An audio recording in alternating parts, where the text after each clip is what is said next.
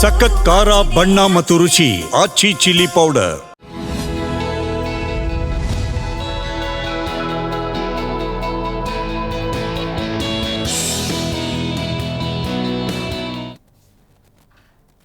ನಮಸ್ಕಾರ. Big boss ಕಥೆ ನಮ್ಮ ಜೊತೆ ವಿಶೇಷ ಕಾರ್ಯಕ್ರಮಕ್ಕೆ ಸ್ವಾಗತ. ನಾನು ದಿವ್ಯ ಶ್ರೀದಾಸ್.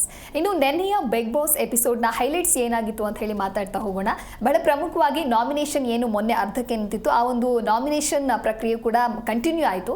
ಜೊತೆಗೆ ಬಿಗ್ ಬಾಸ್ ಸೀಸನ್ 11 ಕಂಟೆಸ್ಟೆಂಟ್ಗಳು ಬಿಗ್ ಬಾಸ್ ಮನೆಗೆ ಈ ಬಾರಿ ಎಂಟ್ರಿಯನ್ನು ಕೊಟ್ಟಿದ್ದಾರೆ. ಎಲ್ಲೋ ಒಂದು ಕಡೆ ಗಿಲ್ಲಿ ಅವರ ಒಂದು ಗುರಿಗೆ ತುತ್ತಾಗ್ತಾರೆ ಅನ್ನೋದು ಕೂಡ ಸಾಕಷ್ಟು ಚರ್ಚೆ ಆಗ್ತಾ ಇದೆ. ಎಷ್ಟೆಲ್ಲ ಇರಿಟೇಟ್ ಮಾಡ್ತಾರೆ ಅನ್ನೋದ್ರ ಕುರಿತಂತೆ ಮತ್ತಷ್ಟು ನಾವು ಮಾತನಾಡ್ತಾ ಹೋಗೋಣ. ಇದೇ ಈ ಹೊತ್ತಿನ ವಿಶೇಷ ಬಿಗ್ ಬಾಸ್ ಕಥೆ ನಮ್ಮ ಜೊತೆ.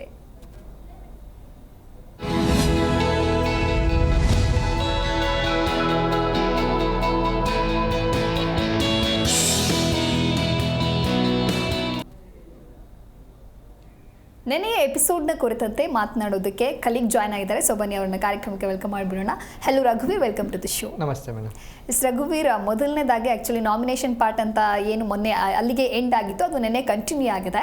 ಜೊತೆಗೆ ಅಶ್ವಿನಿ ಅವರು ಧ್ರುವಂತ್ ಅವರ ನೇಮನ್ನು ಚೂಸ್ ಮಾಡ್ತಾರೆ, ನಾಮಿನೇಟ್ ಮಾಡ್ತಾರೆ. ಕೊಟ್ಟಿರುವಂಥ ರೀಸನ್ ಬಗ್ಗೆ ನಿಮ್ಗೆ ಏನು ಅನ್ನಿಸ್ತು? ಹೌದು, ಅಂದರೆ ಈಗ ಧ್ರುವಂತ್ ಅವ್ರದ್ದು, ಅಶ್ವಿನಿ ಅವ್ರದ್ದು, ಜಾನ್ವಿ ಅವ್ರದ್ದು ಈ ಹಿಂದಿನ ವಾರಗಳಲ್ಲಿ ಒಳ್ಳೆ ಫ್ರೆಂಡ್ಶಿಪ್ಪನ್ನು ನೋಡಿದ್ವಿ. ನಾವು ಅಂದ್ಕೊಂಡಿದ್ವಿ ಇವ್ರು 3 ಜನ ಗ್ರೂಪ್ ಆಗಿ ಆಟ ಆಡ್ತಿದ್ದಾರೆ. ಎಲ್ಲೋ ಒಂದು ಕಡೆ ಅದು ಸರಿಯಾಗಿ ಆಟನೂ ಆಡ್ತಾ ಇರಲಿಲ್ಲ. ಒಂದು ಗುಂಪಾಗಿ ಆಟ ಆಡಿ ಮತ್ತೊಂದು ಬೇರೆ ಒಂದು ಸ್ಪರ್ಧಿಗಳ ವಿರುದ್ಧ ಹಿಂದ್ಗಡೆಯಿಂದ ಮಾತಾಡೋದಾಗಿರಲಿ, ಅಥವಾ ಅವ್ರ ವಿರುದ್ಧ ಗುಂಪುಗಾರಿಕೆಯಿಂದ ಕಳಪೆ ಕೊಡೋದು, ನಾಮಿನೇಷನ್ ಮಾಡಬೇಕು, ಇವರನ್ನೇ ನಾಮಿನೇಷನ್ ಮಾಡಬೇಕು, ಟಾರ್ಗೆಟ್ ಮಾಡಬೇಕು ಅನ್ನೋ ವಿಚಾರಗಳನ್ನೆಲ್ಲ ನೇರವಾಗಿ ಮಾತಾಡ್ತಾ ಇದ್ರು. ಇಂತಿಂಥವ್ರನ್ನ ಹೊಡಿಬೇಕು, ಇಂತಿಂಥವ್ರ ಫ್ರೆಂಡ್ಶಿಪ್ಪನ್ನು ದೂರ ಮಾಡಬೇಕು ಅನ್ನೋ ಮಾತುಗಳನ್ನೆಲ್ಲ ಆಡ್ತಿದ್ರು. ಆದರೆ ಅವರಿಗೆ ರಿವರ್ಸ್ ಆಯಿತು. ಏನಂದರೆ ಧ್ರುವಂತ್ ಅವರು ಮತ್ತು ಜಾನ್ವಿ ಅವರು ಮತ್ತು ಅಶ್ವಿನಿ ಗೌಡ ಅವರ ಫ್ರೆಂಡ್ಶಿಪ್ ಭಾಳ ದಿನಗಳ ತನಕ ಉಳಿಲಿಲ್ಲ. ಕೆಲವೇ 4 ದಿನದ ಒಳಗೆ ಅವರ ಒಂದು ಫ್ರೆಂಡ್ಶಿಪ್ ಮುರಿದೋಗುತ್ತೆ ಒಂದು ಟಾಸ್ಕ್ ಅಂತ ವಿಚಾರ ಬಂದಲ್ಲಿ. ಅದರಿಂದ ಅವರಿಬ್ರು ಈಗ ಯಾವ ರೀತಿ ಆಗಿದ್ದಾರೆ ಅಂದರೆ ಹಾವು ಮುಂಗಿಸಿತಾರೆ. ಧ್ರುವಂತ್ ಅವರು, ಅಶ್ವಿನಿ ಅವರು ಬೇರೆ ಬೇರೆ ಒಂದು ದಿಕ್ಕಲ್ಲಿ ಆಟ ಆಡ್ತಾ ಇದ್ದಾರೆ. ಅಲ್ಲಿ ಏನಾಗಿದೆ ಅಂದರೆ ಧ್ರುವಂತ್ ಅವರು ಅಶ್ವಿನಿ ಮತ್ತು ಜಾನ್ವಿ ಅವರನ್ನು ನೇರವಾಗಿ ನಾಮಿನೇಟ್ ಮಾಡೋದಾಗಿರಲಿ, ಅಥವಾ ಮತ್ತೆ ಈಗ ಅಶ್ವಿನಿ ಮತ್ತು ಜಾನ್ವಿ ಅವರ ಅಪೋನೆಂಟ್ ಆಗಿ ಅವರೇ ಪ್ರತಿಸ್ಪರ್ಧಿಯಾಗಿ ಗಿಲ್ಲಿ ಅವರನ್ನು ಹೇಳ್ಕೊತಾರಲ್ಲ, ಅವ್ರ ಕಡೆ ಹೋಗಿ ಕುತ್ಕೊಳ್ಳೋ ವಿಚಾರ ಆಗಿರ್ಬೋದು ಧ್ರುವಂತ್ ಅವ್ರು ಮಾಡ್ತಾ ಇದ್ರೆ, ಇದು ಎಲ್ಲೋ ಗಿಲ್ಲಿ ಇವರಿಗೆ ಅಶ್ವಿನಿ ಅವರಿಗೆ ಮತ್ತು ಜಾನ್ವಿ ಅವರಿಗೆ ಅದು ಇಷ್ಟ ಆಗಿಲ್ಲ. ಇವರು ಮತ್ತು ಅಶ್ವಿನಿ ಅವರು ಕೆಲವೊಂದು ಎಲ್ಲ ಅವ್ರಿಗೆ ಏನಂದರೆ ಅಶ್ವಿನಿ ಅವರಿಗೆ ಎಲ್ಲ ವಿಷಯದಲ್ಲೂ ತಾನು ಮಾಡಿರೋದು ತಪ್ಪನ್ನು ಒಬ್ಬರು ಸರಿ ಅಂತ ಹೇಳಬೇಕು ಜಾನ್ವಿ ಅವ್ರ ರೀತಿ. ಅದು ಧ್ರುವಂತ್ ಅವ್ರ ಹತ್ರ ಎಕ್ಸ್ಪೆಕ್ಟ್ ಮಾಡಿದ್ರು. ಧ್ರುವಂತ್ ಅವರು ಅದಕ್ಕೆ ಸರಿಯಾಗಿ ಬೆಂಬಲ ಕೊಟ್ಟಿಲ್ಲ. ಆ ಒಂದು ರೀಸನಲ್ಲಿ ಅವ್ರ ಮೇಲೆ ಭಿನ್ನಾಭಿಪ್ರಾಯಗಳು ಮೂಡಿದ್ವು. ಅಲ್ಲಿ ಇಬ್ಬರು ಒಬ್ರಿಗೊಬ್ರು ನಾಮಿನೇಟ್ ಮಾಡ್ಕೊತಾರೆ. ಎಲ್ಲಂದ್ರೆ ಜಾನ್ವಿ ಮತ್ತು ಅಶ್ವಿನಿ ಅವರು ಧ್ರುವಂತ್ ಅವರನ್ನು ನಾಮಿನೇಟ್ ಮಾಡ್ತಾರೆ, ಧ್ರುವಂತ್ ಅವರು ಅವರಿಬ್ಬರನ್ನೇ ನಾಮಿನೇಟ್ ಮಾಡ್ತಾರೆ. ಆ ಹಿಂದಿನ ಒಂದು ಏನು ಅವ್ರ ಮೇಲೆ ಭಿನ್ನಾಭಿಪ್ರಾಯಗಳಿತ್ತಲ್ಲ, ಅದು ನಾಮಿನೇಷನ್ ಹೊರ ಹಾಕಿದ್ದಾರೆ ಇಬ್ರು. ಸೊ ಇನ್ನು ಕಾವ್ಯ ಅಂತ ಬಂದಾಗ ಜಾನ್ವಿ ಅವ್ರನ್ನ ನಾಮಿನೇಟ್ ಮಾಡ್ತಾರೆ. ಜೊತೆಗೆ ಕೊಟ್ಟಿರುವಂತಹ ರೀಸನ್ ಕೂಡ ಎಲ್ಲೋ ಒಂದು ಕಡೆ ಫೇರ್ ಅನ್ಸುತ್ತೆ. ಬಿಕಾಸ್ ಅಶ್ವಿನಿ ಗೌಡ ಬಿಟ್ರೆ ಬೇರೆ ಯಾರು ಇಲ್ವೇ ಇಲ್ಲ. ನಿಮಗೆ ಯಾರಾದ್ರೂ ಒಬ್ರು ಏನಾದ್ರೂ ಆಟ ಆಡಬೇಕು ಟಾಸ್ಕ್ ಅಂತ ಬಂದಾಗ ಒಬ್ರು ಸಪೋರ್ಟ್ ಬೇಕೇ ಬೇಕಾ ನಿಮಗೆ ಅಂತ ಕ್ವಶನ್ ಮಾಡ್ತಾರೆ. ಏನ್ ಹೇಳ್ತೀರಾ? ಹೌದು, ನಾವು ನೋಡಿದ್ವಿ ಜಾನ್ವಿ ಅವರು ಈ ಹಿಂದಿನ ಸ್ಟಾರ್ಟಿಂಗ್ ಏನು 2 ವಾರಗಳೇನ ಇದು ಅವರು ಅಶ್ವಿನಿ ಅವರ ಏನ್ ಮಾಡಿದ್ರು, ಅವ್ರು ತಪ್ಪು ಮಾಡಿದ್ರು ಅವರಿಗೆ ಸರಿ ಅನ್ನೋದು, ಮತ್ತೆ ಕ್ಲಾಸ್ಗಳನ್ನ ಎಲ್ಲ ಸಹ ಎದುರಿಸಿರ್ತಾರೆ. ಆದ್ರೆ ನೆಕ್ಸ್ಟ್ ಅದೇ ಒಂದು ಕೆಲವೊಂದು 3ನೇ ವಾರ 4ನೇ ವಾರದಲ್ಲಿ ಏನಾಗ್ಬಿಡುತ್ತೆ ಅಂದರೆ ವೈಲ್ಡ್ ಕಾರ್ಡ್ ಎಂಟ್ರಿ ಬಂದ ತಕ್ಷಣ ಅದೊಂದು ಟಾಸ್ಕ್ ಆಗುತ್ತೆ. ಅಲ್ಲಿ ಆ ವೈಲ್ಡ್ ಕಾರ್ಡ್ ಎಂಟ್ರಿ ಅವರು ಅದೇ ಹೇಳಿರ್ತಾರೆ, ಹೊರಗಡೆ ನೀವು ರಾಂಗ್ ಆಗಿ ಪೋರ್ಟ್ರಿ ಆಗ್ತಿದ್ದೀರಾ, ಆ ರೀತಿ ಹೇಳಿದಾಗ ಅಳೋದಾಗಿರ್ಬೋದು. ನೆಕ್ಸ್ಟ್ ಮುಂದಿನ ಒಂದು ಟಾಸ್ಕಲ್ಲಿ ಅವರು ಇಬ್ಬರು ವಿರುದ್ಧ ನಿಂತ್ಕೊತಾರೆ, ಅಶ್ವಿನಿ ಅವರು ಜಾನ್ವಿ ಅವರು ಇಬ್ಬರು ಜಗಳ ಆಡೋ ರೀತಿಯಲ್ಲಿ ಜನಗಳಿಗೆ ಮೋಸ ಮಾಡಿದ್ರು ಅಂತಾನೆ ಹೇಳ್ಬೋದು. ಯಾಕಂದ್ರೆ ಅವ್ರು ನೇರವಾಗಿ ಹೇಳ್ಬಿಡ್ತಾರೆ, ಇಲ್ಲ ನಾವಿಬ್ರು ಮಾತಾಡ್ಕೊಂಡೇ ಜಗಳ ಆಡ್ಕೊಂಡಿದ್ವಿ, ಆ ರೀತಿ ಪದಗಳನ್ನೆಲ್ಲ ಅವ್ರು ಮಾತಾಡಿದ್ರು. ಮತ್ತೆ ಅವರೊಂದು ಪ್ರೀ ಪ್ಲಾನ್ಡ್ ಆಗಿ ಒಂದು ಜಗಳ ಆಡೋ ರೀತಿಯಲ್ಲಿ ಹೊರಗಡೆ ಜನರಲ್ಲೂ ಗುರ್ಸ್ಕೊಂಡಿದ್ರು. ಅದಾದ ನಂತರ ಜಾನ್ವಿ ಅವರಿಗೆ ಮತ್ತು ಅವ್ರಿಗೆ ಏನಂದ್ರೆ ಒಂದು ಒಬ್ಬಂಟಿಯಾಗಿ ಇರೋ ಫೀಲೇ ಬಂತು. ಅವರು ಎಷ್ಟು ದಿವಸ ಅವ್ರು ಏನು ಆಡ್ಬೇಕು ಅನ್ಕೊಂಡಿದ್ರಲ್ಲ, ಜಗಳ ಆಡಿ ಜನರ ಹತ್ರ ಒಳ್ಳೆಯವ್ರು ಅನ್ಸ್ಕೊಳ್ಬೇಕು ಅನ್ನೋದು ಏನಿತ್ತಲ್ಲ ಅವರಲ್ಲಿ, ಇಂಡಿವಿಜುವಲ್ ಆಗಿ ನಾವು ಸ್ಟ್ರಾಂಗ್ ಅಂತ ತೋರಿಸ್ಕೊಳ್ಬೇಕಿತ್ತಲ್ಲ, ಅದು ಅವ್ರ ಹತ್ರ ಭಾಳ ದಿನ ಆಗೇ ಇಲ್ಲ. ಮತ್ತವರು ಅಶ್ವಿನಿ ಹಿಂಬಾಲಕರಾಗೆ ಸೇರ್ಕೊಂಡ್ಬಿಡ್ತಾರೆ. ಅವ್ರ ಅಶ್ವಿನಿ ಗೌಡ ಅವ್ರ ಏನು ತಪ್ಪು ಸರಿ ತಪ್ಪುಗಳಿಗೂ ಅವರ ಒಂದು ಕೂಗನ್ನ ಕೊಡ್ತಾ ಹಾಗೆ ಅಂತ ಹೋಗೋದು, ಅವ್ರ ಹಿಂದೆ ಹೋಗೋದನ್ನೇ ಕಂಟಿನ್ಯೂ ಮಾಡ್ತಾರೆ. ಈ ಒಂದು ಇದು ವಿಚಾರದಲ್ಲಿ ಜಾನ್ವಿ ಅವರು ಇಂಡಿವಿಜುವಲ್ ಗೇಮ್ ಅನ್ನ ಇದುವರೆಗೂ ಗುರ್ಸ್ಕೊಂಡಿಲ್ಲ. ಜಾನ್ವಿಯಿಂದಾನೇ ಅವರು, ಅಶ್ವಿನಿ ಅವರಿಂದಾನೇ ಜಾನ್ವಿ ಅಂತ ಅವರು ಪುನಃ ಪುನಃ ಅದನ್ನೇ ಅವರು ಪ್ರೂವ್ ಮಾಡ್ಕೊತಾ ಇದ್ದಾರೆ. ಆ ಒಂದು ವಿಚಾರದಲ್ಲಿ ಕಾವ್ಯ ಅವರು ಜಾನ್ವಿ ಅವರಿಗೆ ಆ ಒಂದು ರೀಸನ್ ಕೊಟ್ಟಿರೋದು ಕರೆಕ್ಟ್, 100% ಕರೆಕ್ಟ್ ಆಗಿದೆ. ಮತ್ತೆ ಅವರು ಅಶ್ವಿನಿಗೂ ಒಂದು ಕಾರಣ ಕೊಡ್ತಾರೆ, ಏನಂದ್ರೆ ನೀವು ಈ ಮನೆಯಲ್ಲಿ ನಿಮ್ಗೆ ಇದೇ ರೀತಿ ಪ್ರವೋಕ್ ಮಾಡ್ತಾರೆ, ಇಲ್ಲಿರೋ ಆಟನೇ ಅದು. ಬಿಗ್ ಬಾಸ್ ಮನೆಯಲ್ಲಿ ಬೇಕಾಗಿರೋ ಆಟ ಅಂದ್ರೆ ಅದೇ, ಒಬ್ರನ್ನೊಬ್ರ ಹಿಂದಿಟ್ಟು ಮುಂದೆ ಹೋಗೋ ಆಟ ಆಗಿರ್ಬೋದು, ಪ್ರವೋಕ್ ಮಾಡೋದಾಗಿದ್ದು. ನೀವು ಈ ಫಸ್ಟ್ ಹಾಫಲ್ಲೇ ನೀವು ಈ ರೀತಿ ನಿಮ್ಮ ಹತ್ರ ಆಗಿಲ್ಲ ಅಂತ ನೀವು ಬಿಟ್ಕೊಟ್ಟು ಮನೆಗೆ ಹೋಗ್ತೀರಾ ಅಂದ್ರೆ ನೀವು ವೀಕ್ ಕಂಟೆಸ್ಟೆಂಟ್ ಅಂತ ಹೇಳಿ ಅವರಿಗೆ ನಾಮಿನೇಟ್ ಮಾಡ್ತೀವಿ, ಪ್ರೂವ್ ಆಗುತ್ತೆ. ಆ ಒಂದು ವಿಚಾರದಲ್ಲಿ ಅಶ್ವಿನಿ ಗೌಡ ಅವರಿಗೂ ಇಬ್ಬರಿಗೂ ಕೊಟ್ಟಿರುವಂತ ರೀಸನ್ ತುಂಬಾ ಫೇರ್ ಆಗಿತ್ತು, 100% ಕರೆಕ್ಟ್ ಆಗಿತ್ತು. ಒಳ್ಳೆ ಆಟನೇ ಆಟ ಆಡ್ತಿದ್ದಾರೆ. ಕಾವ್ಯ ಅವರ ಒಪಿನಿಯನ್ ಮತ್ತೆ ಸ್ಟ್ಯಾಂಡ್ ಅವ್ರದ್ದು ಕರೆಕ್ಟ್ ಆಗಿರುತ್ತೆ. ಆ ಒಂದು ಆಟ ಮತ್ತೆ ಎಲ್ಲಿ ಒಪಿನಿಯನ್ ಕೊಡಬೇಕು ಅಲ್ಲಿ ಸರಿಯಾದ ಒಪಿನಿಯನ್ ಕೊಡ್ತಾ ಇದ್ದಾರೆ ಅನ್ಸುತ್ತೆ ಮೇಡಮ್. ಇನ್ನು ಅಭಿ ಮಾಡಿದ ಒಂದು ಎಡವಟ್ಟಿಂದ ಪಾಪ ರಘು ಕತೆ ಡೈರೆಕ್ಟ್ ಆಗಿ ನಾಮಿನೇಟ್ ಆಗೋಂಗಾಯ್ತು. ಜೊತೆಗೆ ಅವರಿಬ್ರು ಒಂದು ಮಾತುಕತೆ ನಡೆಸ್ತಾರೆ. ಆ ಕನ್ವರ್ಸೇಷನ್ ಬಗ್ಗೆ ಹೌದು, ಈಗ ಅಭಿಷೇಕ್ ಅವರು ಎಷ್ಟೇ ಜಸ್ಟಿಫಿಕೇಶನ್ ಕೊಟ್ಟರು ಅದ್ರ ರೀಸನ್ ಅದು ಅಷ್ಟೇ ಇರುತ್ತೆ. ಅವ್ರಿಗೆ ಏನಂದ್ರೆ ಅವರನ್ನ ಅವರು ಉಳ್ಕೊಳ್ಬೇಕು, ಮತ್ತೆ ಹಳೆ ಒಂದು ಗ್ರಜ್ಜಸ್ ಅನ್ನ ಇಲ್ಲಿ ಹಾಕೋದು ಎಷ್ಟು ಮಟ್ಟಿಗೆ ಸರಿ ಅಂತ ಅವ್ರಿಗೆ ಅವರೇ ಕ್ವಶನ್ ಮಾಡ್ಬೇಕಾಗತ್ತೆ. ಹೌದು, ಅಂದ್ರೆ ಇವರು ಮನೆಯ ಕ್ಯಾಪ್ಟನ್ ಆಗಿರ್ತಾರೆ, ಇವರಿಗೊಂದು ನೇರವಾಗಿ ನಾಮಿನೇಟ್ ಮಾಡೋದು ಒಂದು ಅವಕಾಶ ಇರೋದ್ರ ಜೊತೆಲಿ ಅಲ್ಲಿ ಬಿಗ್ ಬಾಸ್ ಮೊದಲೇ ಒಂದು ಹೇಳಿರ್ತಾರೆ, ಏನಂತ ಹೇಳಿದ್ರೆ ಈಗ ನೀವು ನೇರವಾಗಿ ನಾಮಿನೇಟ್ ಮಾಡಿದ್ರು ಅವರು ಬೇರೆಯೊಬ್ಬರನ್ನ ನಾಮಿನೇಟ್ ಮಾಡೋ ಅರ್ಹತೆನೂ ಕಳ್ಕೊಳ್ತಾರೆ ಅನ್ನೋ ಒಂದು ಮಾತನ್ನ ಹೇಳಿರ್ತಾರೆ.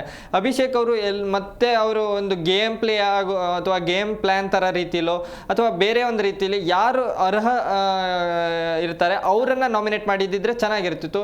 ಎಂಡ್ ಆಫ್ ದ ಡೇ ಅದು ಅಭಿಷೇಕ್ ಅವ್ರ ಒಪಿನಿಯನ್ ಆಗಿರುತ್ತೆ, ಅವ್ರಿಗೆ ಯಾರು ಬೇಕೋ ಅವರನ್ನೇ ನಾಮಿನೇಟ್ ಮಾಡ್ತಾರೆ. ಅದು ಅವ್ರ ಗೇಮ್ ಸ್ಟ್ರಾಟಜಿ ಆಗಿರ್ಬೋದು. ರಘು ಅವರನ್ನ ಮನೆಗೆ ಕಳಿಸಿ ತಮ್ಮ ಒಂದು ಸ್ಥಾನ ಭದ್ರಪಡಿಸ್ಕೊಳ್ಳೋದು ಅವರ ಒಂದು ಆ ಗೇಮ್ ಪ್ಲೇನೂ ಆಗಿರ್ಬೋದು. ಆ ಒಂದು ವಿಚಾರದಲ್ಲಿ ಅಭಿಷೇಕ್ ಅವರು ಅದನ್ನ ಅದೇ ರೀತಿ ಜಸ್ಟಿಫಿಕೇಶನ್ ಕೊಟ್ಟರು. ಅದನ್ನ ನಮ್ಗೆ ಅದನ್ನ ನೋಡೋರಿಗೂ ಅದು ಸರಿ ಅಂತ ಅನಿಸಿಲ್ಲ ಮೇಡಮ್. ಓಕೆ, ಇನ್ನು ಸವಿರುಚಿ ಪ್ರೋಗ್ರಾಮ್ ಆಂಕರಿಂಗು ಮತ್ತೆ ನಿನ್ನೆ ಕೂಡ ಶುರುವಾಯ್ತು ಅಲ್ಲಿ. ಆ ಟೈಮಲ್ಲಿ ಜಾನ್ವಿ ಅವರು ಮತ್ತೆ ಅದೇ ಟ್ರಿಗರು, ಅದೇ ಗಾಸಿಪ್, ಅದೇ ಇಲ್ಲ ನಾಮಿನೇಟ್ ಮಾಡಿದ್ದು ಕೂಡ ಅದೇ ವಿಚಾರ. ಅದಾದ್ರ ಮೇಲೆ ಅಲ್ಲಿಗೆ ಮುಗಿತು ಅಂತ ಹೋದ್ರೆ ನಿನ್ನೆ ಕೂಡ ಅದೇ ವಿಷಯ ಇಟ್ಕೊಂಡು ಮತ್ತೆ ಗಿಲ್ಲಿ ಮತ್ತೆ ಕಾವ್ಯನ ಮೇಲೆ ಅದೇ ರೀತಿ ಮಾತು ಶುರು ಮಾಡ್ತಾರೆ. ಏನ್ ಹೇಳ್ತಾರೆ? ಜಾನ್ವಿ ಮತ್ತೆ ಅಶ್ವಿನಿ, ಈ ಒಂದು ಟಾಪಿಕ್ ಅಲ್ಲಿ ಅಶ್ವಿನಿ ಹೆಸರಾಯ್ತಲ್ಲ, ಜಾನ್ವಿ ಅವ್ರದ್ದೇ ಹೇಳ್ಬಿಡ್ತೀನಿ. ಇವ್ರದ್ದು ಏನಂದ್ಬಿಟ್ರೆ ಅಂದ್ರೆ ಈ ಹೇಳ್ದೆ ವಿಚಾರನ ಹೇಳಿದ್ದಾರೆ ಅನ್ನೋ ಒಂದು ಮಾತುಗಳ ಬೇರೆ ಕಂಟೆಸ್ಟೆಂಟ್ ಈ ಹೇಳ್ದಿರೋ ವಿಚಾರನ ಹೇಳಿದ್ದಾರೆ ಅಂತ ಹೇಳಿಲ್ಲ ಅಂತಲ್ಲ, ಅಷ್ಟು ಆರ್ಗ್ಯೂ ಮಾಡ್ತಿದ್ರು ಕೂಡ ಅದನ್ನ ಒಪ್ಕೊಳ್ಳೋದಕ್ಕೆ ರೆಡಿ ಇಲ್ಲ. ಹೌದು, ಒಂದು ಮತ್ತೆ ಬೇರೆಯವರು ಹೇಳ್ದಿರೋ ಪದಗಳನ್ನ ಹೇಳಿದ್ದಾರೆ ಅನ್ನೋದು, ತಾವ್ ಹೇಳ್ದೇ ಇರೋ ಪದನ ಹೇಳಿರೋ ಪದನ ಹೇಳಲಿಲ್ಲ ಅಂತ ಹೇಳಿ ಸುಳ್ಳು ಮಾತಾಡೋದನ್ನ ನಾವು ಸಾಕಷ್ಟು ಬಾರಿ ಕಂಡಿದ್ದೇವೆ ಜಾನ್ವಿ ಅವ್ರದ್ದು. ಅದೇ ರೀತಿ ನಿನ್ನೆ ಹೇಳ್ದೇ ಇರೋ ಪದ, ಅಲ್ಲಿ ಯಾವುದೇ ಕಂಟೆಸ್ಟೆಂಟ್ ಆ ಒಂದು ಶೋ ಬಗ್ಗೆ ಸಣ್ಣದಾಗಿ ಮಾತಾಡಿಲ್ಲ.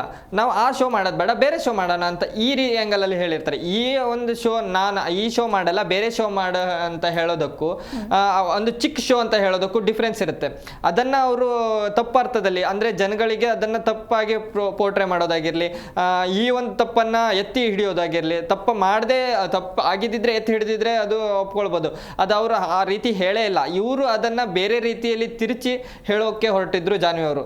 ನಾವು ನೋಡಿದ್ವಿ, ಅದು ನೇರವಾಗಿ ಗೊತ್ತಾಗ್ತಿತ್ತು ಅಲ್ಲಿ. ನಾವು ಈಗ ಅದನ್ನ ರಿವೈಂಡ್ ಮಾಡು ನೋಡಿದ್ವಿ ಯಾವ ರೀತಿ ಹೇಳಿದ್ರೆ ಅಂತ. ಅಲ್ಲಿ ಕಾವ್ಯ ಅವರು ಹೇಳಿರೋದು ಈ ಶೋ ಮಾಡೋದು ಬೇಡ, ನಾವು ಮತ್ತೊಂದು ಬೇರೆ ಶೋ ಮಾಡೋಣ ಅಂತ ಹೇಳಿದ್ದು. ಅಂದ್ರೆ ದೊಡ್ಡ ಶೋ ಅಂತಾನು ಹೇಳಿಲ್ಲ ಅಲ್ಲಿ, ವಿಷಯ ಅಂತ ಹೇಳಿ ಬೇಡ ಅಂತ ಆ ರೀತಿ ಅವರು ಜಸ್ಟಿಫಿಕೇಶನ್ ಅಲ್ಲೇ ಕೊಟ್ಟಿರ್ತಾರೆ. ಅಲ್ಲೂ ಅವರು ಅದೇ ರೀತಿ ಗಿಲ್ಲಿ ಅವರನ್ನ ಎಷ್ಟು ತುಳಿಬೇಕು ಅಷ್ಟು ತುಳಿಯೋಕೆ ಪ್ರಯತ್ನ ಪಟ್ರು. ನಿನ್ಗೆಲ್ಲಿ ಕನ್ನಡನೇ ಬರಲ್ಲ, ಅಕಾರ ಅಂತೆಲ್ಲ ಹೇಳೋದು ಅವೆಲ್ಲ ಸರಿಯಲ್ಲ. ಇಲ್ಲಿ ಆಂಕರಿಂಗ್ ಮಾಡೋದಕ್ಕೆ ಅದು ಅವರ ಎಬಿಲಿಟಿ ಮೇಲೆ ಕೊಡ್ತಾರೆ. ಈಗ ನಾವು ನೋಡಿದ್ವಿ ಅಂತ ರಿಯಾಲಿಟಿ ಶೋಗಳಲ್ಲಿ ಎಲ್ಲಾ ಪರಿಣಿತರಿದ್ದವರೇ ಮಾಡ್ಬೇಕಂತನೂ ಏನಿಲ್ಲ.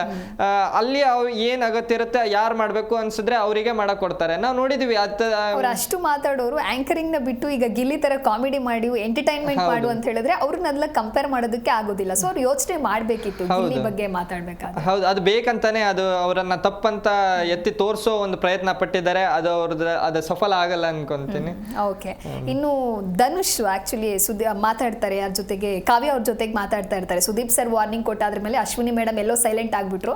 ಅಶ್ವಿನಿ ಸೈಲೆಂಟ್ ಆಗಿರೋದ್ರಿಂದ ಗಿಲ್ಲಿಗೆ ಇವಾಗ ಸುಮ್ಮನೆ ಇರೋದಕ್ಕೆ ಆಗ್ತಿಲ್ಲ, ಗಿಲ್ಲಿಗೆ ಒಂದೇ ಟೆನ್ಷನ್ ಆಗ್ತಿದೆ ಅಂತ ಹೇಳಿ. ನಂಗೆ ಧನುಷ್ ಮೇಲೆ ಒಳ್ಳೆ ಒಪಿನಿಯನ್ ಇತ್ತು, ಇವಾಗ್ಲೂ ಇದೆ. ಆದ್ರೆ ಎಲ್ಲೋ ಮತ್ತೊಂದು ಏನಂದ್ರೆ ಗಿಲ್ಲಿ ಅವ್ರಿಗೆ ಹಿಂದ್ಗಡೆಯಿಂದ ಟಾರ್ಗೆಟ್ ಮಾಡ್ತಿದ್ದಾರೆ. ಅದು ಅವ್ರ ಫ್ರಂಟ್ ಫುಟ್ ಇಂದ ಬಂದ್ರೆ ಅವ್ರ ಆಟಕ್ಕೆ ಚಲೋ ಆಗ್ಬಿಡುತ್ತೆ.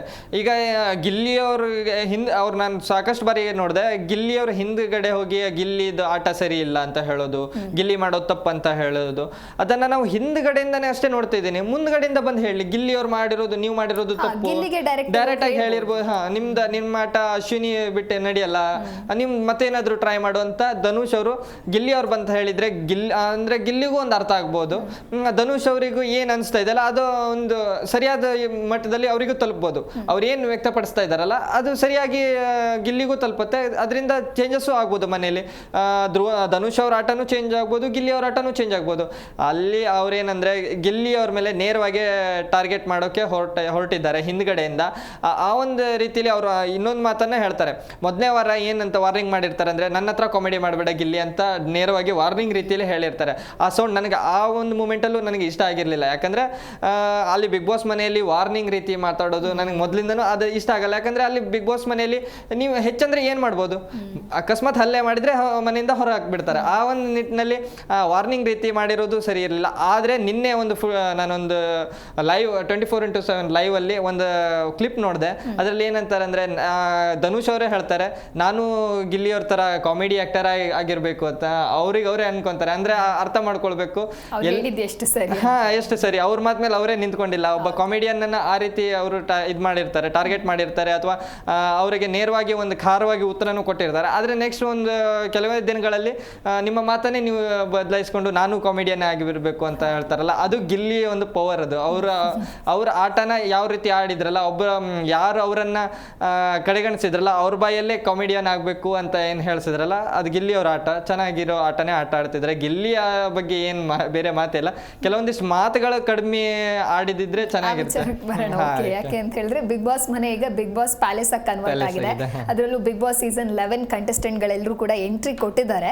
ಸೊ ಒಂದು ವೈಬೇ ಕಂಪ್ಲೀಟ್ ಆಗಿ ಚೇಂಜ್ ಆಗಿದೆ. ಅಂದ್ರೆ ಕಂಟೆಸ್ಟೆಂಟ್ ಗಳು ಎಲ್ಲರೂ ಕೂಡ ಈಗ ಸಿಬ್ಬಂದಿಗಳಾಗಿದ್ದಾರೆ. ಹಾಗೆ ಅವ್ರನ್ನ ನೋಡ್ಕೊಳ್ಳುವಂತಹ ರೀತಿ ಮೇಲೆ ಪಾಯಿಂಟ್ಸ್ ಕೂಡ ಇನ್ಕ್ಲೂಡ್ ಮಾಡುತ್ತೆ ಅಂತ ಬಿಗ್ ಬಾಸ್ ವಾರ್ನಿಂಗ್ ಕೊಟ್ಟರು ಕೂಡ ಎಲ್ಲೋ ಒಂದು ಕಡೆ ಗಿಲ್ಲಿ ಓವರ್ ಆಕ್ಟಿಂಗ್ ಮಾಡ್ತಿದ್ದಾರೆ. ಅಂದ್ರೆ ಬಂದಿರುವಂತಹ ಅತಿಥಿಗಳಿಗೆ ಸರಿಯಾಗಿ ಟ್ರೀಟ್ ಮಾಡದೆ ಅವ್ರನ್ನ ಇರಿಟೇಟ್ ಮಾಡ್ತಾ ಇದ್ದಾರಾ ಅಂತ ನೋಡಿದಾಗ ಅನ್ಸ್ತು. ನಿಮ್ಗೇನು ಹೇಳ್ತಾರೆ ಮೇಡಮ್? ಒಂದು ವಿಚಾರ ಹೇಳಕ್ ಬಂದ್ರೆ ಬಿಗ್ ಬಾಸ್ ಈ ಒಂದು ಏನ್ ಟಾಸ್ಕ್ ಇರುತ್ತಲ್ಲ, ಇದು ವಿಶೇಷವಾಗಿ ವೀಕ್ಷಕರಿಗೆ ಇಷ್ಟ ಆಗುವಂತ ಒಂದು ಟಾಸ್ಕ್ ಆಗಿರುತ್ತೆ. ಯಾಕಂದ್ರೆ ಹೊರಗಿಂದ ಈಗ ಬಿಗ್ ಬಾಸ್ ನೋಡೋರಿಗೂ ವೀಕ್ಷಕರಿಗೂ ಅಲ್ಲಿರೋ ಜನಗಳಿಗೆ ಹೊರ ಜನರು ಬಂದ್ರು ಅದೊಂಥರ ಖುಷಿ ಕೊಟ್ಟಿರುತ್ತೆ. ಅವ್ರ ವ್ಯಕ್ತಿತ್ವಗಳು ಹೇಗಿರುತ್ತೆ, ಅವರು ನಮ್ಮ ಯಾವ ಕಂಟೆಸ್ಟೆಂಟ್ಗಳಿಗೆ ಸಪೋರ್ಟ್ ಮಾಡ್ಬೋದು ಅನ್ನೋದು, ಅಲ್ಲಿ ಎಂಟರ್ಟೈನ್ಮೆಂಟ್ ಅನ್ನ ಜಾಸ್ತಿನೇ ಎಕ್ಸ್ಪೆಕ್ಟೇಷನ್ ಇರುತ್ತೆ. ಯಾಕಂದ್ರೆ ಹಿಂದಿನ ವಾರಗಳಲ್ಲೂ ಇದೇ ರೀತಿ, ಹಿಂದಿನ ಸೀಸನ್ಗಳಲ್ಲೂ ಇದೇ ರೀತಿ ಮನೆಗೆ ಹೊಸ ಹೊಸ ವ್ಯಕ್ತಿಗಳು ಬರೋದಾಗಿರ್ಲಿ ಅಥವಾ ಹಿಂದಿನ ಕಂಟೆಸ್ಟೆಂಟ್ ಬರೋದಾಗಿರ್ಲಿ ಚೆನ್ನಾಗಿ ನಡ್ಕೊಂಡು ಬಂದಿರೋದು ಇದು. ಅದರಲ್ಲಿ ಇವ್ರ 5 ಜನ ಬಂದಾಗ ನನಗೆ ಸಾಕಷ್ಟು ಎಕ್ಸ್ಪೆಕ್ಟೇಷನ್ಗಳಿದ್ವು. ಯಾಕಂದ್ರೆ ಹಿಂದಿನ ಸೀಸನ್ ಅಲ್ಲಿ ಚೆನ್ನಾಗಿರೋ ಆಟನೇ ಆಟ ಆಡಿದ್ರು. ಮಂಜು ಅವರು, ಮತ್ತೆ ತ್ರಿವಿಕ್ರಮ್, ರಜತ್, ಮತ್ತೆ ಚೈತ್ರ ಅವರು, ಮೋಕ್ಷಿತ್ ಅವರು, ಇವರೆಲ್ಲ ಒಳ್ಳೆ ಕಂಟೆಸ್ಟೆಂಟ್ಗಳೇ ಆಗಿದ್ರು ಆ ಒಂದು ಸೀಸನ್ ಅಲ್ಲಿ. ಆದ್ರೆ ಅವ್ರಿಲ್ಲಿ ಬಂದ ತಕ್ಷಣ ಒಂದು ಸ್ವಲ್ಪ ಒಂಥರ ರೂಡ್ ಆಗಿ ನಡ್ಕೊಳ್ಳೋದು ಆಗಿರ್ಬೇಕು. ಅದು ಆ ಒಂದು ಟಾಸ್ಕ್ಗೆ ಅದು ಟಾಸ್ಕ್ ಅಂತ ಕೊಟ್ಟಾಗ ಅವ್ರು ಹಾಗೆ ನಡ್ಕೊಳ್ಳೋದು, ಅದು ಹಾಗೆ ನಡ್ಕೊಳ್ಬೇಕು. ಆದ್ರೆ ಆ ರೂಡ್ನಲ್ಲೂ ಹೇಗಿರುತ್ತೆ ಅಂದ್ರೆ ಒಂದು ಸಾಫ್ಟ್ ಕಾರ್ನರ್ ಇರ್ಬೇಕಾಗಿರುತ್ತೆ. ಈಗ ಅದೇ ರೀತಿ ಈಗ ಯಾವುದೇ ಒಬ್ಬ ದೊಡ್ಡ ವ್ಯಕ್ತಿ ಒಂದು ಹೋಟೆಲಿಗೆ ಹೋದ್ರೆ ಅವ್ನು ಸಾಮಾನ್ಯವಾಗಿ ನಡ್ಕೊಳ್ಳೋದು ಅದೇ ರೀತಿ ಇರುತ್ತೆ. ಆದ್ರೂ ಒಂದು ಸಾಫ್ಟ್ನೆಸ್ ಅನ್ನೋದು ಇದ್ದೇ ಇರುತ್ತೆ. ಒಬ್ಬ ಕೆಲಸಗಾರನ ನೋಡ್ಕೊಳ್ಳೋ ರೀತಿನೂ ಚೆನ್ನಾಗಿರುತ್ತೆ. ಈಗ ನಾವು ಏನೋ ಅಂತ ಶ್ರೀಮಂತರು ಅದು ಇದು ಅಂತ ಹೇಳಿ ಒಬ್ಬರ ಮೇಲೆ ದರ್ಪ ತೋರ್ಸಕ್ಕಂತೂ ಆಗಲ್ಲ. ಇದಲ್ಲಿ ಇವರು ಜಾಸ್ತಿನೇ ದರ್ಪ ತೋರಿದ್ರು ಅಂತ ನನ್ಗನ್ಸುತ್ತೆ. ಆದ್ರೆ ಗಿಲ್ಲಿ ಅವ್ರ ಮಾತಿಗೆ ಹೇಳಕ್ ಬಂದ್ರೆ, ಗಿಲ್ಲಿ ಅವರು 2 ಮಾತನ್ನ ನಾನು ಖಂಡಿತ ಒಪ್ಪೋದೇ ಇಲ್ಲ. ಅವರು ಮಂಜು ಅವರನ್ನ ಇದು 2ನೇದ 7ನೇದ ಆ ರೀತಿ ಹೇಳೋದು ಅದು ಖಂಡಿತ ನಾನು ಗಿಲ್ಲಿ ಅವ್ರ ಮಾತನ್ನ ಒಪ್ಪೋದೇ ಇಲ್ಲ. ನೆಕ್ಸ್ಟ್ ಅವರು ಇದು ಬಿಟ್ಟಿ ಊಟ ಬಂದಿರ ಅನ್ನೋದು ಮಾತನ್ನು ನಾನು ಅದನ್ನ ಒಪ್ಪೋದಿಲ್ಲ. ಆದ್ರೆ ಅವ್ರನ್ನ ಎದುರಾಕೊಂಡಿರೋದು ನಾನು ಫುಲ್ ಖುಷಿ ಇದೆ. ಮತ್ತು ಅದು ಕಡಿಮೆ ಆಗ್ತಾ ಇದೆ. ಎಲ್ಲರೂ ಹೇಳ್ತಾ ಇದಾರೆ ಎಲ್ಲೊಂದ್ ಕಡೆ ಗಿಲ್ಲಿ ಅವರು ಜಾಸ್ತಿ ಮಾಡ್ತಾ ಇದಾರೆ ಅಂತ. ಇಲ್ಲ, ಅವ್ರು ಕಡಿಮೆ ಮಾಡ್ತಿದ್ದಾರೆ. ಇನ್ನೂ ಜಾಸ್ತಿ ಎಕ್ಸ್ಪೆಕ್ಟೇಷನ್ ಇದೆ ನನ್ನಿಂದ ಅಂತೂ. ಯಾಕಂತ ಹೇಳಕ್ ಬಂದ್ರೆ ರಜತ್ ಅವರು ಏನಂತ ತಿಳ್ಕೊಂಡ್ಬಿಟ್ಟಿದ್ದಾರೆ. ನನ್ಗೆ ರಜತ್ ಅವ್ರದ್ದು ಹಿಂದಿನ ಸೀಸನ್ ಇಂದ ನೋಡ್ಕೊಂಡು ಬಂದಿದ್ದೇವೆ. ಅವರಿಗೆ ಯಾರು ಟಕ್ಕರ್ ಕೊಡೋಂತಾರೆ ಯಾರು ಇರ್ಲಿಲ್ಲ. ಅವ್ರೆ ಏನಾಗ್ಬಿಟ್ಟಂದ್ರೆ ಅರ್ಧ ಸೀಸನ್ ನೋಡ್ಕೊಂಡು ಬಂದಾದ್ಮೇಲೆ ಅವರಿಗೆ ಒಂದು ಗೊತ್ತಿತ್ತು ಯಾರ್ಯಾರ ಆಟ ಹೇಗಂತ ಅದು ನೋಡ್ಕೊಂಡು ಬಂದು ಇವರು ಇಲ್ಲಿ ಚೆನ್ನಾಗಿರೋ ಆಟನ ಆಡಿ ಟಾಪ್ 3 ಏನೋ ಬಂದಿರಬೇಕು, ಫೈನಲಿಸ್ಟ್ ಆಗಿದ್ದಿದ್ರು. ಆದರೆ ಅವರಿಗೆ ಕರೆಕ್ಟಾಗಿ ಉತ್ತರ ಕೊಡ್ತಿರೋದು ಗಿಲ್ಲಿನೇ.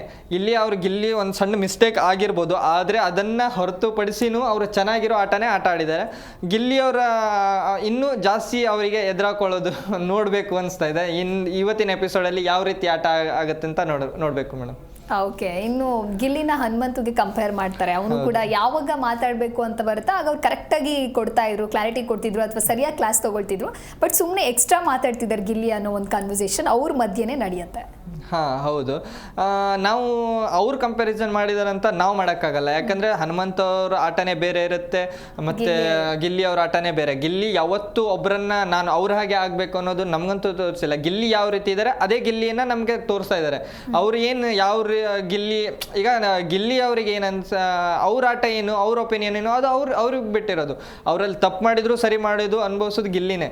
ಇಲ್ಲಿ ಅವರು ಇವ್ರಿಗೆ ಏನು ಬೇಕಂದ್ರೆ ಗಿಲ್ಲಿ ಹನುಮಂತನಂಗೆ ಆಗ್ತಿದ್ದಾನೆ ಅಥವಾ ಅವನಿಗೆ ಕಂಪೇರ್ ಮಾಡೋದು ಸರಿಯಲ್ಲ. ಈಗ ತ್ರಿವಿಕ್ರಮಿಗೂ ನಾವು ಬೇರೆ ಯಾರಿಗೂ ಸಪೋರ್ಟ್, ಯಾರಿಗೂ ತ್ರಿವಿಕ್ರಮ ಆಗಿರಲಿ ರಜತ್ ಅವರಿಗಾಗಿರಲಿ ಬೇರೆ ಯಾರಿಗೆ ಕಂಪ್ಯಾರಿಸನ್ ಮಾಡಿ ನೋಡೋಕ್ಕಾಗೋದೇ ಇಲ್ಲ. ಅಲ್ಲಿ ಅದು ನನಗೆಲ್ಲ ಒಂದು ಕಡೆ ಆ ಕನ್ವರ್ಸೇಷನ್ನೇ ಅವ್ರದ್ದು ಸರಿ ಇರಲಿಲ್ಲ. ಬೇಕು ಅಂತ ಏನೋ ಅಂತ ಒಬ್ಬರನ್ನ ಕಂಪ್ಯಾರಿಸನ್ ಮಾಡೋದು ಅಂತ ಅವ್ರಿಗೆ ಒಂದಂತೂ ಇದರಲ್ಲಿ ಅರ್ಥ ಮಾಡ್ಕೊಳ್ಬೋದು. ಅಲ್ಲಿ ಹನುಮಂತ ವಿನ್ನರ್ ಆಗಿದ್ದಾನೆ, ಅವ್ರ ಪ್ರಕಾರ ಗಿಲ್ಲಿಯವರನ್ನ ವಿನ್ನರ್ ಅಂತ ಅವರೇ ಡಿಸೈಡ್ ಮಾಡ್ಕೊಂಡಿದ್ದಾರೆ ಅನ್ಕೊಂತೀನಿ. ಆ ಒಂದು ರೀತಿಲೇ ಅವ್ರು ಕಂಪ್ಯಾರಿಸನ್ ಮಾಡ್ಬೋದು. ಯಾಕಂದ್ರೆ ಮತ್ತೆ ಕಂಪ್ಯಾರಿಸನ್ ಮಾಡಕ್ ಮತ್ತೆ ಬೇರೆ ರೀಸನ್ನೇ ಇಲ್ಲ. ಅಲ್ಲಿ ವಿನ್ನರನ್ನ ಇಲ್ಲಿ ಕಂಪ್ಯಾರಿಸನ್ ಮಾಡ್ತಿದ್ದಾರೆ. ಅದು ಸೀಸನ್ನ ಮಧ್ಯದಲ್ಲಿ ಅದು ಅವರಿಗೆ ಅರ್ಥ ಯಾವ ರೀತಿಯಲ್ಲಿ ಅವರು ಜಡ್ಜ್ ಮಾಡಿದ್ರು ಅಂತ ನನಗಂತೂ ಅರ್ಥ ಆಗಿಲ್ಲ. ಅಂದ್ರೆ ಕಂಪ್ಯಾರಿಸನ್ ಯಾವ ಒಂದು ಆಂಗಲ್ ಅಲ್ಲಿ ಮಾಡಿದ್ರಂತ ನನ್ಗನ್ಸಿರೋದು ಸೀಸನ್ ವಿನ್ನರ್ ಅಂತ ಇವರು ಡಿಸೈಡ್ ಮಾಡಿದ್ರಂತ ಅನ್ಕೊಂಡಿದ್ದೀನಿ. ಇನ್ನು ಬಿಗ್ ಬಾಸ್ ಮನೆಯಲ್ಲಿ ಆಕ್ಚುಲಿ ಸ್ಪೆಷಲ್ ಗೆಸ್ಟ್ ಯಾರೇ ಬಂದ್ರು ಕೂಡ ಬಿಗ್ ಬಾಸ್ ಮನೆನ ಅವ್ರು ಬಿಟ್ಕೊಟ್ಟಿತ್ತು, ಅಂದ್ರೆ ಕ್ಯಾಪ್ಟನ್ ರೂಮ್ ನ ಬಿಟ್ಕೊಟ್ಟಿರೋ ಅಂತದ್ದು. ಮುಂದೆ ಇದು ಯಾವ ರೀತಿ ಟರ್ನ್ ತೆಗೆದುಕೊಳ್ಬಹುದು ಅಂತ ಹೇಳಿ. ಇದು ಏನಾಗ್ಬಿಡುತ್ತಂದ್ರೆ ಬಿಗ್ ಬಾಸ್ ಅವ್ರಿಗೆ ಕಂಟೆಸ್ಟೆಂಟ್ಗಳಿಗೆ ಸಣ್ಣ ಒಂದು ಕ್ಲಾಸ್ ತಗೊಳ್ಬೋದು ಅಭಿಷೇಕ್ ಅವರಿಗೆ, ಆದರೆ ಜಾಸ್ತಿ ಏನು ಎಫೆಕ್ಟ್ ಆಗಲ್ಲ. ಬಿಗ್ ಬಾಸ್ ಅವರೇ ಮಂಜು ಅವರನ್ನ ಕಳಿಸಿರ್ಬೋದು. ಬಟ್ ಅವರಿಗೆ ಅಂತ ರೂಮ್ ಅಲಾಟ್ ಮಾಡಿದಾಗ ಇವ್ರು ಈ ರೀತಿ ಸ್ಟ್ಯಾಂಡ್ ತಗೊಂಡ್ರೆ ಅದು ಹೇಗೆ ಸರಿ ಅಂತ ಹೇಳಿ. ಇದೇ ನಾನು 4ನೇ ಸೀಸನ್ ನೋಡಿದ್ದೆ, ಪ್ರಥಮ್ ಅವರೆಲ್ಲ ಇದ್ರಲ್ಲ, ಅವಾಗ ಕಿರಿಕ್ ಪಾರ್ಟಿ ಅನ್ನೋ ಒಂದು ಮೂವಿ ಇದ್ದಿದ್ದಕ್ಕೆ ರಿಷಬ್ ಶೆಟ್ಟಿ ಮತ್ತು ರಕ್ಷಿತ್ ಶೆಟ್ಟಿ ಅವರು ಮನೇಲಿ ಹೋಗಿರ್ತಾರೆ. ಅವರು ಕೆಲವೊಂದಿಷ್ಟು ದಿನ ಅಲ್ಲೇ ಇರ್ತಾರೆ. ಅವಾಗಲೂ ಅದು ಕ್ಯಾಪ್ಟನ್ ರೂಮನ್ನೇ ಅವರು ಉಪಯೋಗಿಸಿರ್ತಾರೆ. ಆ ನಿಟ್ಟಿನಲ್ಲಿ ಇದು ಹಾಗೆ ಆಗ್ಬೋದು. ಅಂದರೆ ಇವರಿಗೂ ಜಾಸ್ತಿ ಏನು ಕ್ಲಾಸ್ ಸಿಗಲ್ಲ ಅನ್ಕೊಳ್ತೀನಿ. ಆದರೆ ಆ ಸೀಸನ್ ಆಗಿ ಭಾಳ ವರ್ಷಗಳಾಯಿತು. ಇವಾಗ ಬೇರೆ ಸಿಚುವೇಶನ್ ಇರ್ಬೋದು.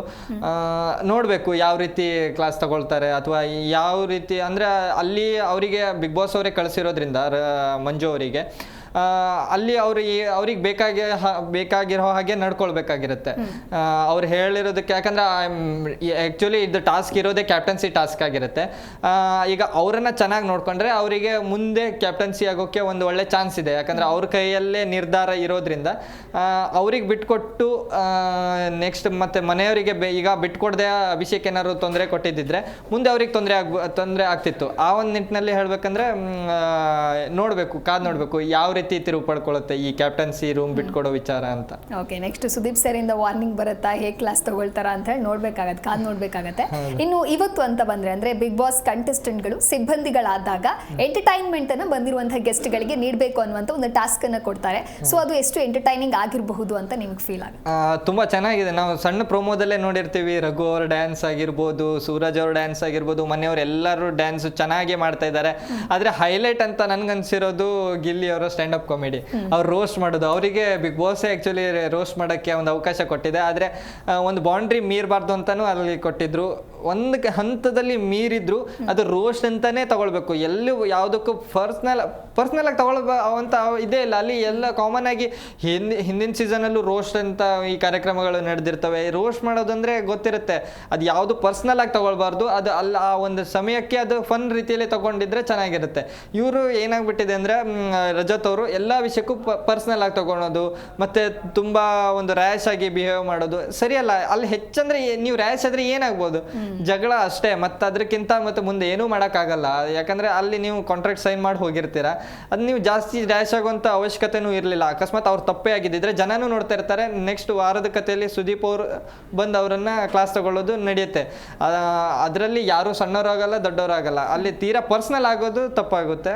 ಅದು ಗೆಲ್ಲಿ ಮಾಡಿದ್ರು ತಪ್ಪಾಗುತ್ತೆ, ಬೇರೆ ಮಿಕ್ಕಿದ ಯಾವ ಕಂಟೆಸ್ಟೆಂಟ್ ಮಾಡಿದ್ರು ತಪ್ಪಾಗುತ್ತೆ ಅನ್ಸುತ್ತೆ. ಓಕೆ, ಸೊ ನಿನ್ನೆ ಎಪಿಸೋಡ್ನಲ್ಲಿ ಏನೆಲ್ಲ ಇತ್ತು, ಏನೆಲ್ಲ ಹೈಲೈಟ್ಸ್ ಅನ್ನೋದ್ರ ಕುರಿತಂತೆ ಮಾತನಾಡಿದ್ದೀವಿ. ಥ್ಯಾಂಕ್ ಯು ರಘುವೀರ್, ಕಾರ್ಯಕ್ರಮಕ್ಕೆ ಆಗಮಿಸಿದ್ದಕ್ಕಾಗಿ. ಎಸ್, ನೋಡಿದ್ರಲ್ವಾ ನೆನೆಯ ಬಿಗ್ ಬಾಸ್ ಎಪಿಸೋಡ್ನಲ್ಲಿ ಏನಾಗಿತ್ತು, ಜೊತೆಗೆ ಬಿಗ್ ಬಾಸ್ ಸೀಸನ್ 11 ಕಂಟೆಸ್ಟೆಂಟ್ಗಳು ಎಂಟ್ರಿ ಕೊಟ್ಟಾಗ ಬಿಗ್ ಬಾಸ್ ಮನೆ ಪ್ಯಾಲೇಸ್ ರೀತಿ ಹೇಗೆ ಕನ್ವರ್ಟ್ ಆಗುತ್ತೆ, ಜೊತೆಗೆ ಸಿಬ್ಬಂದಿಗಳು ನಡೆದುಕೊಂಡಿರುವಂತಹ ರೀತಿ ನಡವಳಿಕೆಗಳು ಕೂಡ ಅವರಿಗೆ ಮುಂದಿನ ಒಂದು ಪಾಯಿಂಟ್ಗೂ ಕೂಡ ಅದು ಆ್ಯಡ್ ಆಗ್ತಾ ಹೋಗುತ್ತೆ. ಜೊತೆಗೆ ಇವತ್ತು ಆ ಒಂದು ಸಿಬ್ಬಂದಿಗಳಿಂದ ಎಂಟರ್ಟೈನ್ಮೆಂಟ್ ಟಾಸ್ಕ್ ಕೂಡ ಇದೆ. ಸೊ ಅದು ಎಷ್ಟು ಚೆನ್ನಾಗಿರುತ್ತೆ ಅನ್ನೋದನ್ನ ನೋಡೋದಕ್ಕೆ ಎಲ್ಲರೂ ಕೂಡ ಎಕ್ಸೈಟ್ ಆಗಿದ್ದಾರೆ. ಇದಾಗಿತ್ತು ಈ ಹೊತ್ತಿನ ವಿಶೇಷ. ನೋಡ್ತಾ ಇರಿ ಜಿ ಕನ್ನಡ ನ್ಯೂಸ್, ಸತ್ಯವೇ ಸುದ್ದಿಯ ಜೀವಾಳ.